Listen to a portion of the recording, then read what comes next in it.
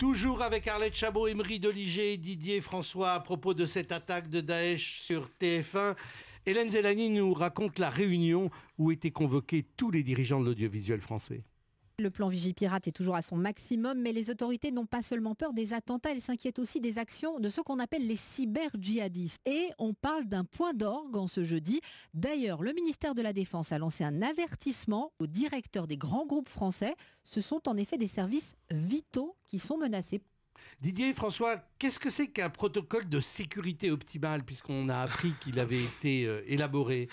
Alors en fait, ce sont des règles assez simples, si possible, pour qu'elles soient appliquées, qui permettent de protéger l'accès aux systèmes informatiques qui font fonctionner les chaînes audiovisuelles. Donc il y a une cellule de veille permanente, Voilà, en fait, en fonction des menaces décelées en amont par les services de sécurité, les spécialistes de l'ANSSI et du ministère de la Défense vont donner des solutions techniques aux cellules informatiques, aux gens chargés de l'informatique dans les grandes entreprises pour qu'elles puissent se protéger. Eh bien ici aussi à Europe 1, des dispositions ont été prises, comme le rappelle Nicolas Escoulan, le directeur de la rédaction.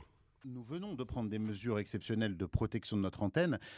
Si notre antenne venait à être piratée ou nos studios envahis, nous pourrions couper notre émetteur d'un endroit tenu secret et émettre à nouveau depuis un autre endroit tout aussi secret. Et par ailleurs, je tiens à rappeler aujourd'hui notre plus grande solidarité avec TF1. Et nous proposons à Gilles Boulot de venir faire tous ces journaux de 20h ici même à Europe 1 avec la diffusion de ces journaux sur Internet, sur notre site, tant que sa chaîne n'aura pas recouvré sa liberté.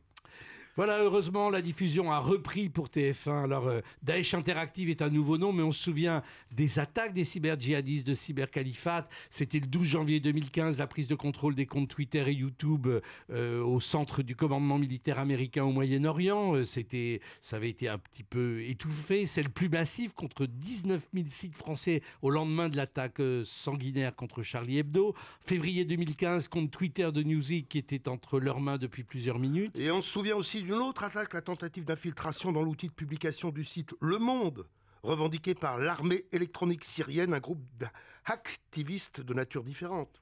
Et puis bien sûr, on y a fait déjà référence, l'attaque sur les 11 chaînes du groupe TV5 Monde le 8 avril 2015 à 22h heure de Paris.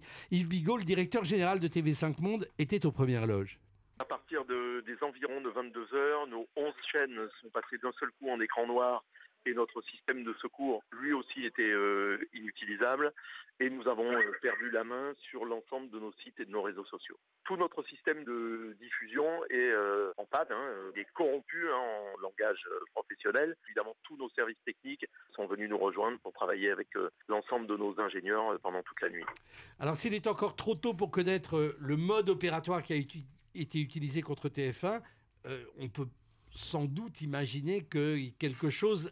Il y a des leçons à tirer de l'attaque TV5. Emery Doligé. Oui, en fait, il y a plusieurs sujets. Pour TV5 Monde, le site Breaking 3.0 avait fourni une explication. Le piratage avait pu se produire via ce qu'on appelle une faille Java sur un ordinateur particulier.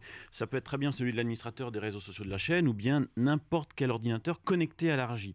Cette faille avait permis l'envoi d'un virus au format VBS. Et le format VBS, c'est un format Microsoft. C'est un format grand public. Tout le monde y a accès. Camouflé sous une fausse identité Google, le virus crypté était programmé pour se lancer au bout de 5 minutes, pas plus, d'usage du PC. Attention, ne donnez pas trop de modes d'emploi quand même. Non, mais c'est assez simple. Et même, il avait un petit nom. Son nom, c'était ISIS. ISIS est un ver qui, une fois introduit dans le réseau de TV5, a continué à croître jusqu'à atteindre sa cible. Et la cible, c'était le serveur de transmission, qui est le cœur de TV5.